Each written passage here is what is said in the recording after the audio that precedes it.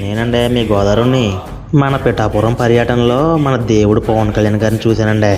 చూస్తున్నంతసేపు ఒక సింహాన్ని చూస్తున్న ఫీలింగ్ వచ్చిందంటే నమ్మండి. ఆ జనం, ఆ హోరు, ఆ తేజస్సు, అబ్బబ్బబ్బబ్బా ఆ కొన్నంతసేపు ఆయన చూడడానికి 2 కళ్ళు సరిపోలేదంటే నమ్మండి. సరే కానీ ఈసారి పిఠాపురంలో పవన్ కళ్యాణ్ గారు ఎంత మెజార్టీతో గెలుస్తారో కామెంట్ చేసేయండి. అలాగే మన జన సైనికులందరూ వీడియోకు లైక్ వేసుకుని మన ఛానల్ సబ్స్క్రైబ్ చేసేయండి.